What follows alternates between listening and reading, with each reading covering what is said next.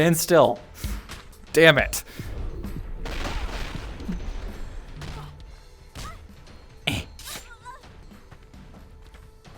Maybe you want to talk about full body. Ow. Ow. Gosh. I want to help people make an educated purchase decision. You know, I want to make sure they know what they're getting into before they buy it.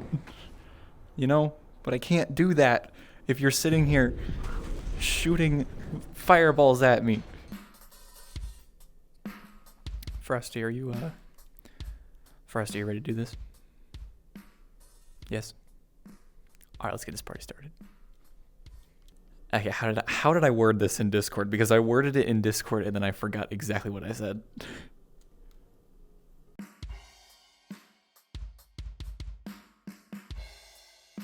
Are you tired of being at the mirror with the homies and you can't sit all cool like they do? Do you wish that you could put your hands and knees up in a video game for like $400? That in this technology literally works for only like 2 or 3 games? All right. Well, now you are in the right place. Are you missing out on full body? Do you wish you could do this? Oh. Or maybe you wish you could do this.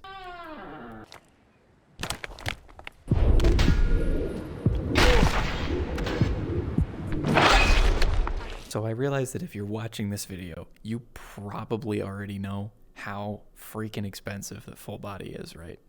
And before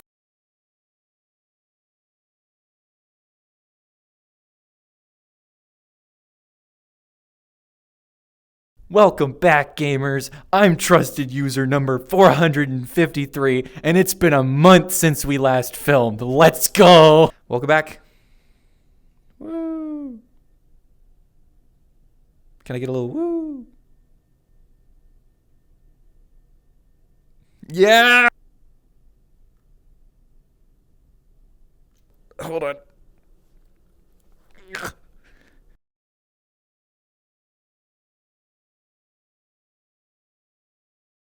So welcome back. It's been about a month since I've recorded anything at all, but I've been using full body in the meantime.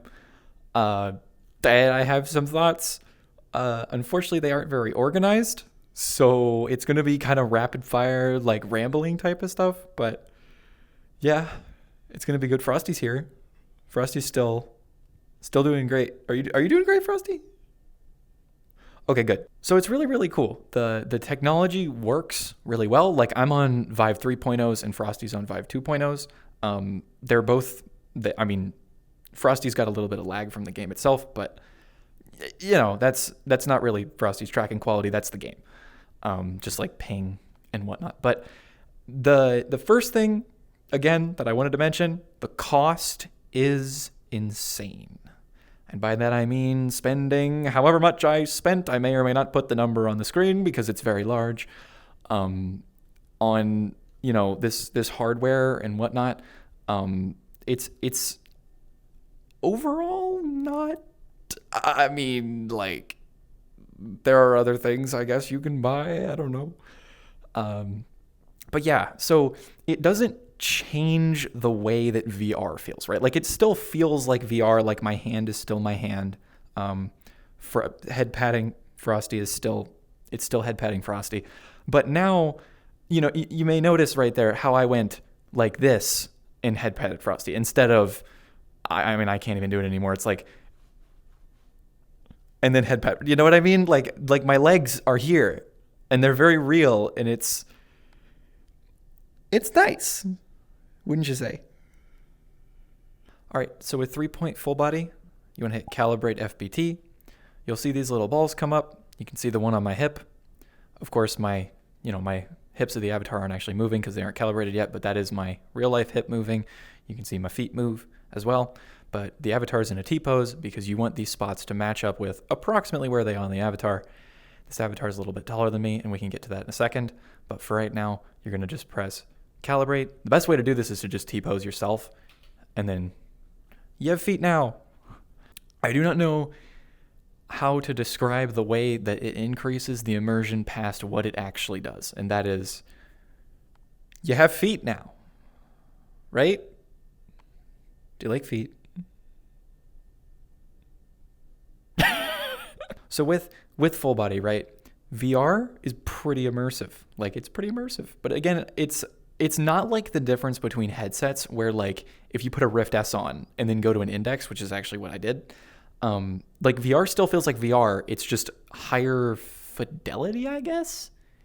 It's like going from like a nice gaming headset to like, you know, like some good like reference headphones. Like, music is still music. It just sounds better, I guess. It's not like that. Full body is a completely separate investment where you get to, you know, have your legs. You can see Frosty has hips. Frosty, move those hips for me real quick. Now that's what I'm talking about. Okay. I don't want to start shaking hips yet. You know what I mean? That's for the later bit. As far as immersion goes, I don't know how to describe it past what it actually does, in that you now have your whole body in VR, hence the name of the program, of course. So, but you now have your full body, right? So you can move your hips, you know what I mean? You can move your feet. And I mean, what does that do immersion-wise, right? Because it's weird. Like, it doesn't necessarily make or not make sense, but it's weird to try to describe to someone why you would want this past, I don't know. Like, it's weird to describe.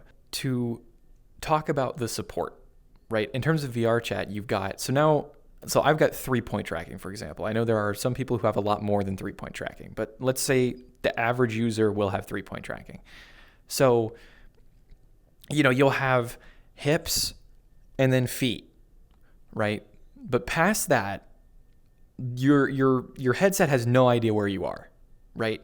So, and again, the reason why, you know, you don't have hips in the first place is because the only thing that your headset can keep track of is your head and your hands.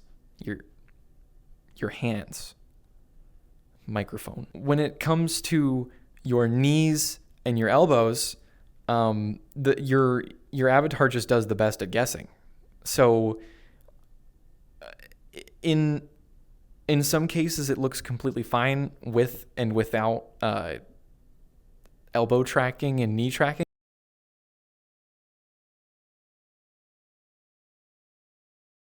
So I know it's kind of a taboo topic. And again, I'm one of those people that believed rather, that Phantom Sense was kind of made up type of like attention thing, right? But now that I've had full body, I can say that I've experienced it very minorly, through things like stuff being close to my face. I don't know why, but I haven't experienced it before I had full body. Frosty, have you experienced it at all? A little bit?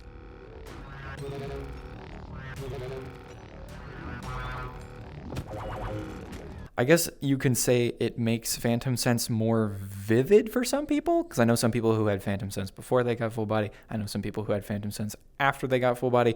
It's a very niche thing, right? Because it's your brain filling in the gap in the sense of like, so VR is a visual and an audio stimulus, right? So when it comes to touch, we can't do that. So the idea behind Phantom Sense is that when people, Frosty, can you poke me, please? When people, you know, poke you or something like that, I don't know what it would be, you feel it, right? Like your face like fills in the blank for what you would be feeling. Same thing with like your legs and stuff. And I think the reason why people experience more Phantom Sense when they have full body is because your brain is able to confuse things easier, I suppose is how I want to word that. I don't know. It's really weird to explain. If you've experienced it, you've experienced it. If you don't, look it up a little bit, I guess. I don't know what's going on. Being the 3.0s, these ones are much smaller than the 2.0s. But just like the shape of VR controllers in general, you're going to be bumping them into each other pretty regularly. I haven't smashed mine together yet. Like I've seen You've seen clips of people messing up their, controllers just with, that's a tactical representation of it. In general, it's still a thing that is protruding out of you while you are trying to act like a human, right? So like, I might be trying to kneel right now, but my back foot has a big piece of plastic sticking out of it. So when I curl my foot so that I can kneel, I have to do it a little bit differently, right? Even though these are the smaller ones, right? And of course, there are smaller ones than 3.0s. I'm not saying 3.0s are like infinitely fantastic or whatever it is. These are just the ones that I happen to have and things that I specifically noticed about them. One other thing that I've noticed in terms of devices that you may or may not want, and Frosty can attest to this as well, is pulleys. Pulleys are fantastic for this because if you're doing anything like dancing, anything like that, then you're going to want pulleys because otherwise you'll be dancing on your cable. And again, I'm talking for 3.0s. I have a cable with an index. That's just how it is. Really quick, I want to do a slight disclaimer. Frosty's a guitar player. No? Dang it. So I want to do a slight disclaimer in that I am not qualified for any sort of review. I'm just articulating observation. This technology is not supported, right? Like, I want to make that very, very clear. This is the game that you buy full body tracking for. You don't buy full body for VTOL VR. You don't buy it for Half-Life Alyx. You don't buy it for, I'm just trying to think of games that are actually popular. Like, you don't buy it for whatever it might be, right? You buy it for VR chat, and the only other game that I own that supports it is Blade and Sorcery, or at least the only mainstream game that I own. Paradiddle also supports it, but that is a very niche game. So we can talk about that in a different one. But I mean, like, a cool part of Paradiddle is like, I recorded the backtrack to this entire video, the drums that you may or may not be able to hear. I recorded that using my trackers. So that is a cool game, but I don't feel the need to mention that in this piece specifically because not everyone is a drummer and not everyone is a VR drummer. So take that one with a grain of salt. So let's see. That's what, 2 out of the however many games in my library. That's not a very good number when you're spending, however much it is on these trackers. So the support for them is limited. And then in those games that support it, right, you run into how well do they support it, right? So we can talk about Blade and Sorcery. That's the number one example that I could think of because VR chat supports it pretty well. So with Blade and Sorcery, there's a calibration, and you go through that process, but it works about half the time. The calibration isn't even close to as precise as VR chat is, but again, different kind of game, so it doesn't exactly matter. It more matters that your feet are approximately where your feet are because you're kicking things. But like, in terms of the way that the game actually supports it, you like watch this for a minute. So I go in, I kick this character, and it ends up just doing absolutely nothing, right? So, and they have updated the game pretty recently, and I'll show that now what they did. But now it's infinitely better than it was, but it's still, the support for this is limited. And again, I have absolutely zero gripes with Blade and Sorcery. It's just they happen to be the game that I can McRoast here because it's, again, the only other one that I own that supports this technology. So take all of this. Take all of this a little bit grain of salty, right? Then we can get into the whole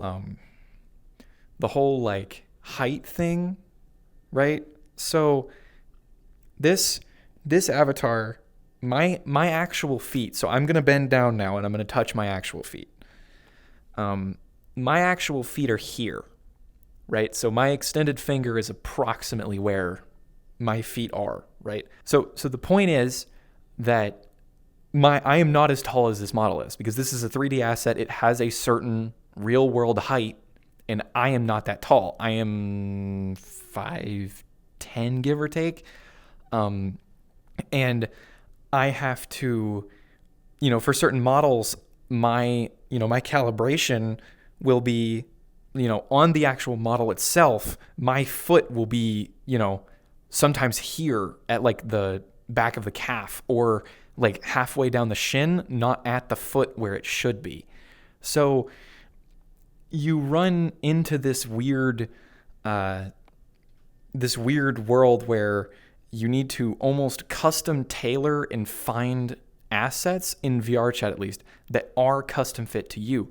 Blade and Sorcery has a system where you can set your height manually, and that's really important, so that your head is where your head is, and then your feet are where your feet should be.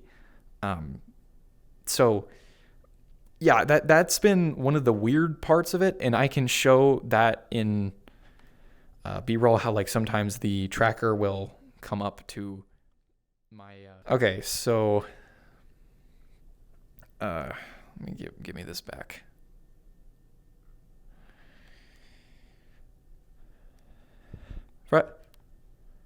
Frosty. Frosty. Where?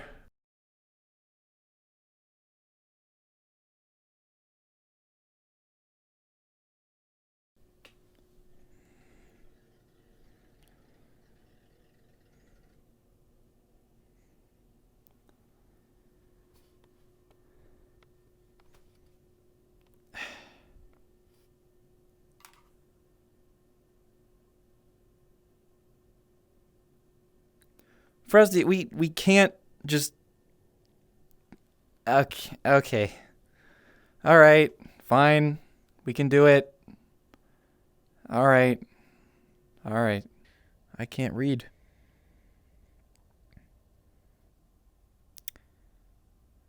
So, Frosty, I suppose it's about time that we wrap this up, huh? It's been a little while in the making.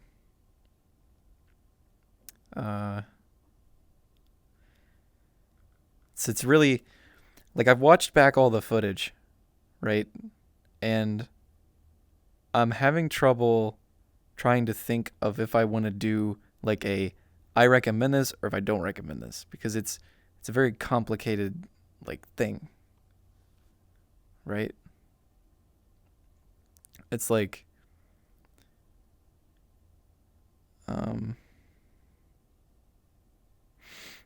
it's like there's a very certain type of person that enjoys VR, right?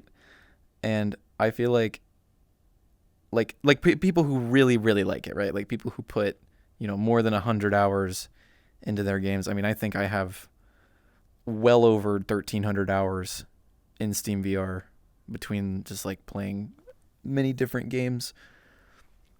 And I feel like that of that crowd of people that like VR, the amount of people that could get their money's worth out of full body is even fewer, right?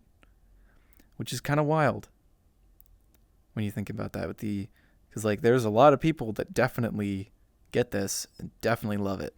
But there are some, like I feel like for the average user, if they were like, maybe I want full body. Well, if you're looking at the stuff that we did in this video and you think, I want to do that too. Or if you look at the stuff of people on Twitch, YouTube, whatever it is, you're like, I want that. Then there you go. Like I think that's about all that you need to like want something. And then as far as like which one you need, well, you can go from there. It's like it's a very nuanced thing that I definitely feel is very cool, and that a specific type of person that is interested,